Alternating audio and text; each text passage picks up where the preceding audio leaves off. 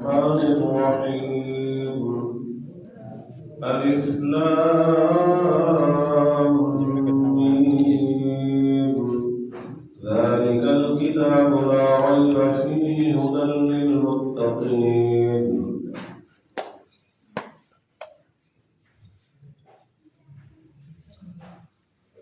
ہمارے کل کے درس میں الف لام میم پر گفتگو ہوئی.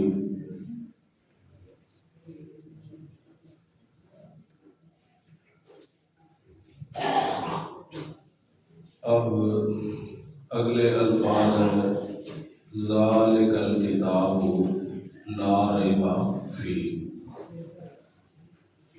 ذالک اس میں اشارہ ہے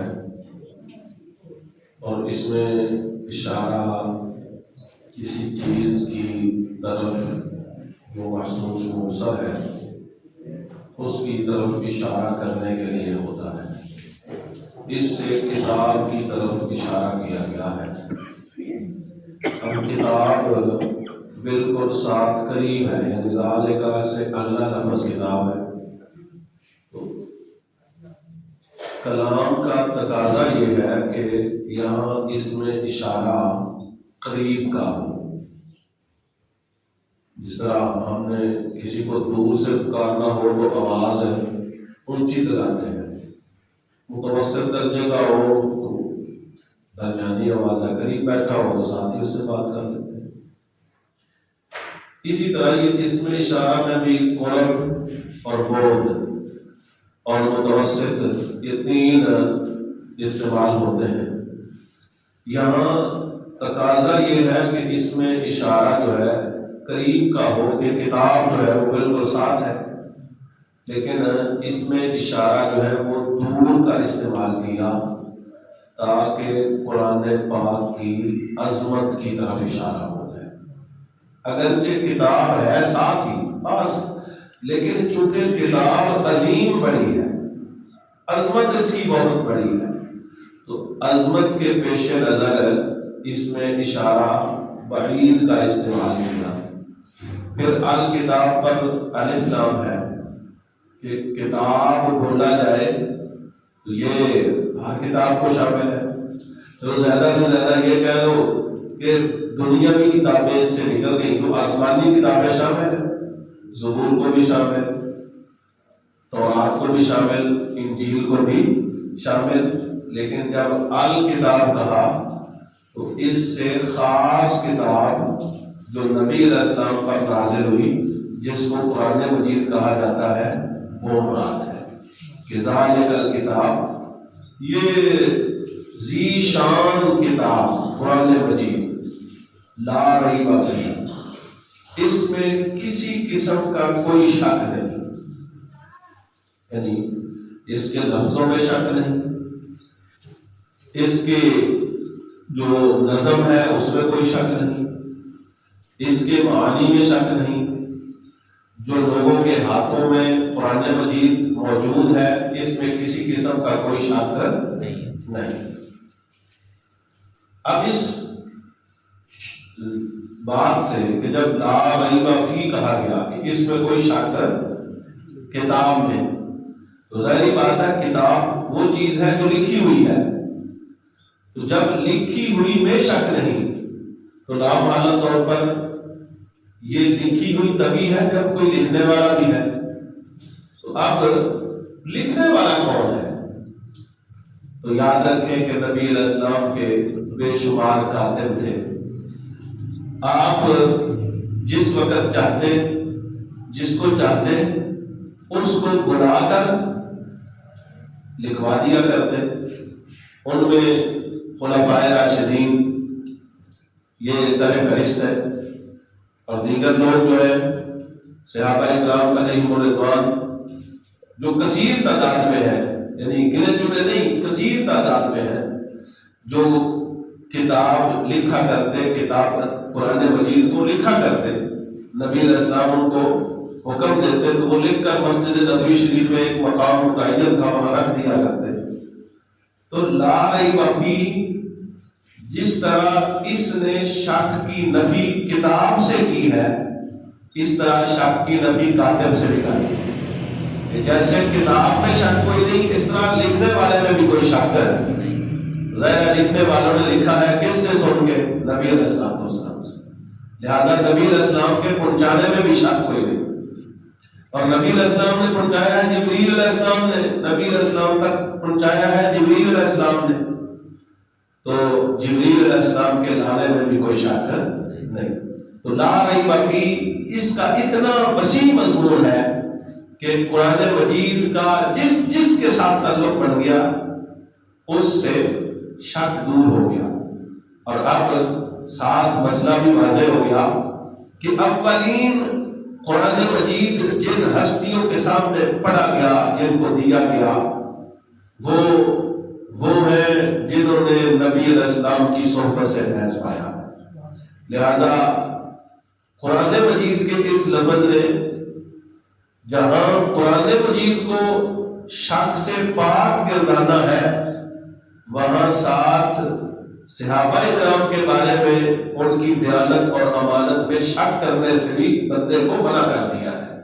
لہذا اس طرف بھی ہمیں توجہ کرنی چاہیے، اور ساتھ ساتھ اللہ تعالیٰ کا یہ فرمان کہ لا ریب فیہ اس میں شک کوئی نہیں، حالانکہ لوگ تو شک کرتے ہیں، تو مطلب اس کا یہ ہے کہ اگر کوئی بندہ دیانتدار ہو، منصف مزاج ہو، وہ قرآن مجید کے الفاظ پر، آیات پر غور کرے تو بالیقین وہ شک سے باز آ جائے گا۔ تو پھر بھی اگر دلائل میں غور و فکر کرنے کے بعد بھی شک کرتا ہے تو پھر وہ معاند ہے۔ معاند کہتے ہیں حق درم کو، کہ وہ جان بوجھ کر شک اس کو نہیں ہے، وہ صرف حق درم ہے، اس کو یہ چیز اچھی نہیں لگتی، وہ قرآن مجید سے نفرت کرتا ہے، مسلمانوں سے نفرت کرتا ہے، اس لیے وہ یہ سارے کام کر رہا ہے۔ وگرنہ قرآن کے مضامین ایسے ہیں، الفاظ ایسے ہیں، ان میں غور و فکر کیا جائے تو جو شک پیدا بھی ہو، رب قرآن کی برکت سے وہ شک دور کروا دیتا ہے۔ ہدی للمتقین، یہ متقین کے لیے ہدایت ہے۔ حالانکہ دوسرے مقام پر اسی قرآن میں ہے کہ ہدی للناس، کہ قرآن سارے جہانوں، سارے لوگوں کے لیے ہدایت ہے۔ کہیں فرمایا ہدی للعالمین، سارے جہانوں کے لیے اس میں کیا ہے؟ ہدایت ہے، لیکن یہاں کہا ہدی للمتقین، متقیوں کے لیے ہدایت ہے۔ تو یہ مفسرین نے اس کی وجہ یہ بیان کی ہے کہ قرآن مجید ہدایت تو ساروں کو دینے کے لیے ہے، مطلب اس کی ہدایت میں کوئی حد نہیں، جو بھی اس سے ہدایت لینا چاہے یہ اس کو ہدایت دے گا، لیکن ہدایت سے فائدہ وہی اٹھائے گا جس کو رب تقوی کی دولت عطا فرمائے گا۔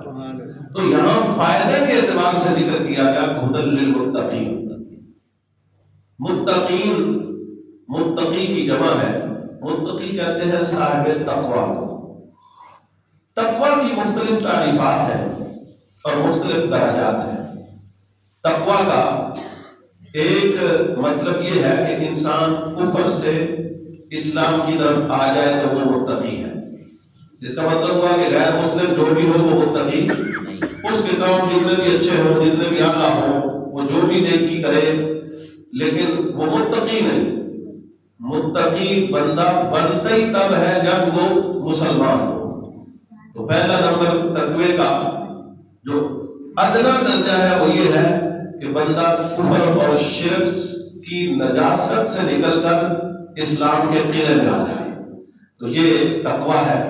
پھر آگے جب اسلام کے احکامات پر عمل کرتا ہے، عوامل کو بجا لاتا ہے، نواہی کو اس سے منع کرتا ہوتا ہے، تو پھر اس کا درجہ اور بڑھ جاتا ہے۔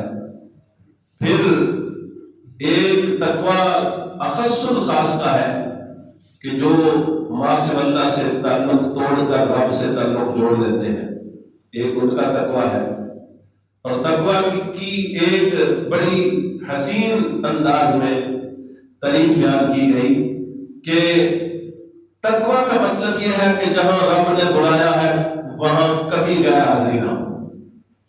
نماز کے لیے اللہ نے بلایا ہے، غیر حاضر نہ ہو.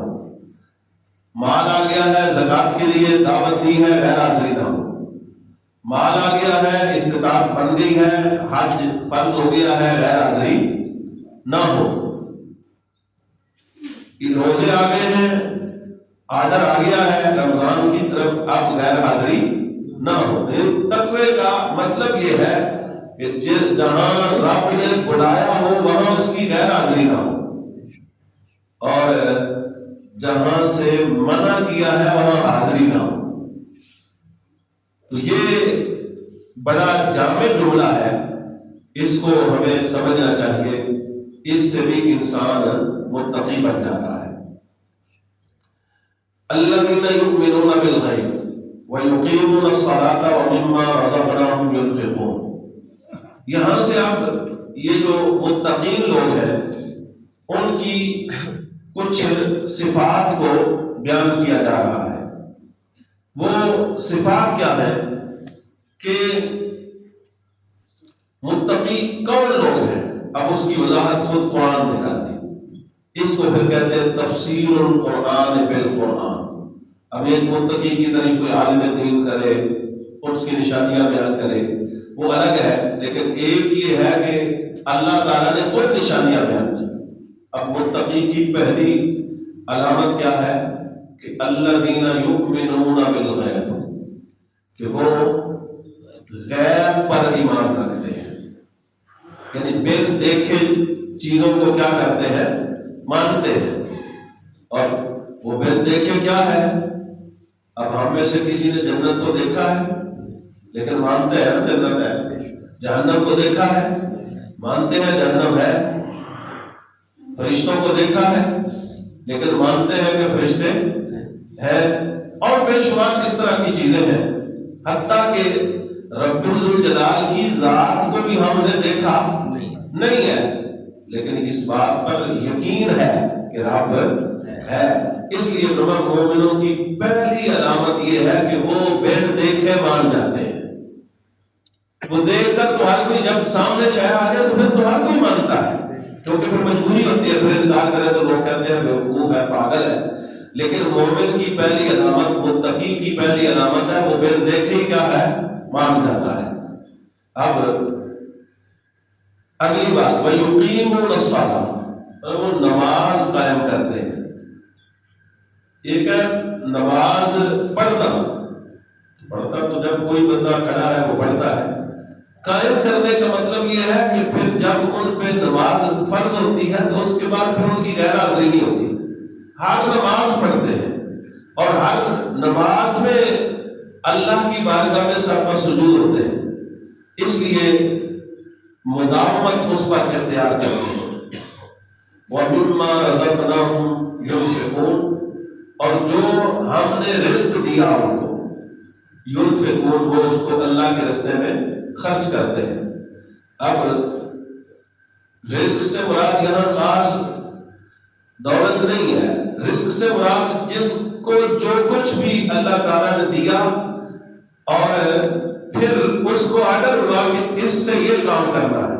مثلا اب ایک طبیب ہے، ڈاکٹر ہے، ظاہر ہے اپنی مرضی سے تو وہ بھی ڈاکٹر نہیں بن سکتا. اس کو بھی تو ہمت کس نے دی ہے؟ اللہ نے دی ہے. پھر جب وہ ڈاکٹر بنے گا تو اس کو پھر حکم ہے کہ تو طبیب ہے، بیماروں کا علاج کر سکتا ہے، تو اب جا کر بیماروں کا علاج کر. اب جب وہ اللہ تبارک و تعالیٰ کے حکم پر عمل پیدا ہوگا تو جو اس کو اللہ نے طب کی شکل میں، میڈیکل کی شکل میں علم دیا ہے تو وہ مریضوں کے علاج کے لیے خرچ کرتا ہے تو وہ بھی رب کی رضا حاصل کر رہا ہے. یہ ہے دین اسلام. یہ مطلب پیرا نہیں ہے کسی پر، صرف اپنی نیت اور اپنا معاملہ سیدھا کرنے سے انسان جہاں بھی بیٹھا ہے رب کا فضل وہاں ہی اس کو اپنی پناہ میں لے لیتا ہے. ایک بندہ ہے کہ وہ اپنے علم کے ذریعے کسی کو نفع پہنچا سکتا ہے، تو اب اس کو اللہ نے بطور رزق علم عطا فرمایا، اور آگے پھر اس کی ڈیوٹی لگ گئی کہ تم نے علم کے ذریعے قوم کو نفع دینا ہے۔ تو ظاہری بات ہے زیادہ تر جو علمی طور پر نفع دینے والا ہے وہ ٹیچر ہوتا ہے، استاد ہوتا ہے۔ اب استاد اگر دیانتداری کے ساتھ اپنی نسل نو کی تربیت کرتا ہے تو وہ بھی دنیا دار نہیں ہے، وہ بھی اللہ کے انعام کا مستحق ہے اور رب کے دین کو آگے بڑھانے والا ہے۔ لیکن صرف بات نیت کی ہے، ایک یہ ہے کہ اسکول بنایا ہے، کالج بنایا ہے، یونیورسٹی بنائی ہے، مقصد یہ ہے کہ فیسیں لیں گے، کھائیں پیئیں گے، بس عیش و عشرت کریں گے۔ ایک یہ ہے کہ قوم کے بچوں کی تربیت کریں گے، دونوں میں فرق ہے۔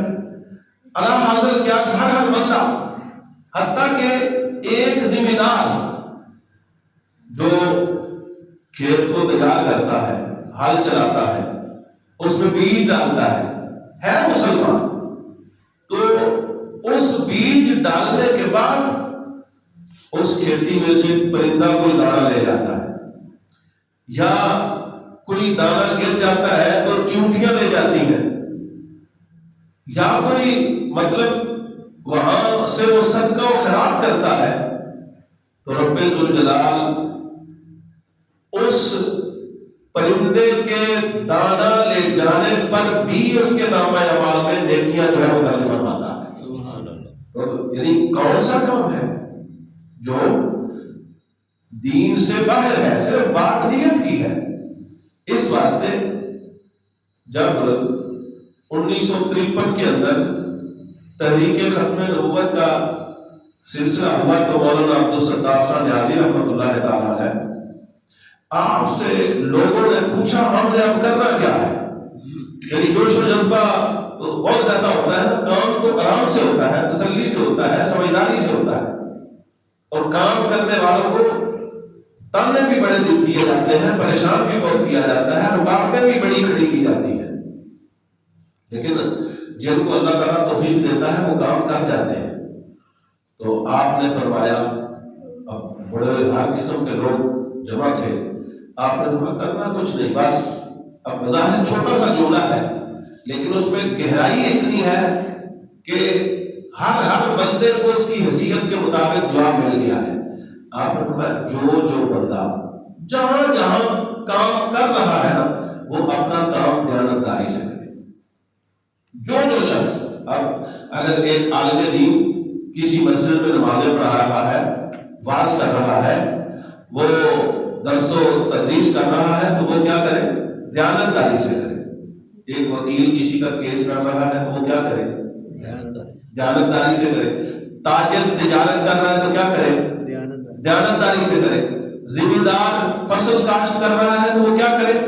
دیانتداری سے کرے۔ وہ آڑتی غلہ خرید رہا ہے منڈی سے تو کیا کرے؟ بیچ رہا ہے تو کیسے بیچے؟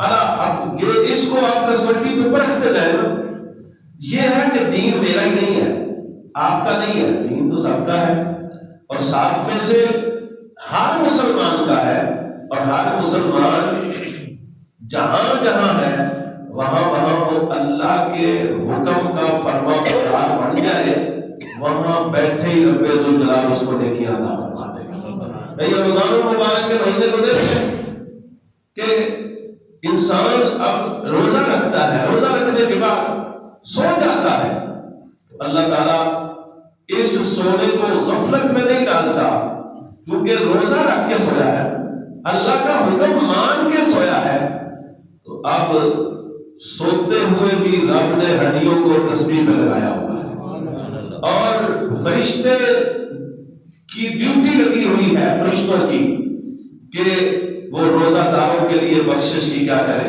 دعا کرے۔ تو دین جو ہے انسان کو محروم نہیں رہنے دیتا۔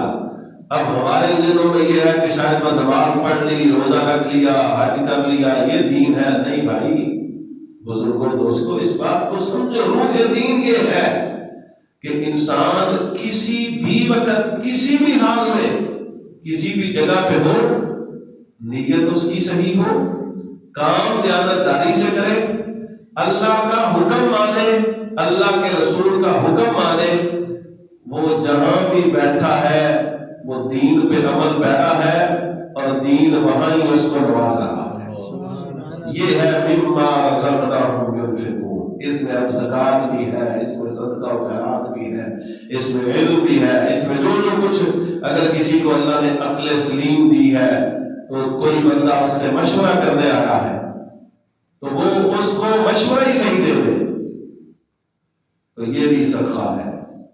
اور ایک قرآن پاک میں اللہ تعالیٰ نے فرمایا قول معروف و مغفرۃ خیر من صدقۃ یتبعها اذی، فرمایا کسی سے مسکرا کے بات کر لینا، اچھی بات کرنا، ومغفرۃ اس سے کوئی زیادتی ہو جائے تو اس کو معاف کر دینا، بخش دینا، خیر من صدقۃ یتبعها اذی، یہ اس صدقے سے بہتر ہے جو دے کے بعد میں تکلیف دی جائے۔ آخر میں تیرے کو کھواندا رہا لاندہ رہا، آج تم میرے آگے کھڑے ہو گئے ہو، اگر تن نہیں دینے ہیں تو اس تاننے والے صدقوں سے بہتر ہے کہ اس کو اچھی بات کر لینا۔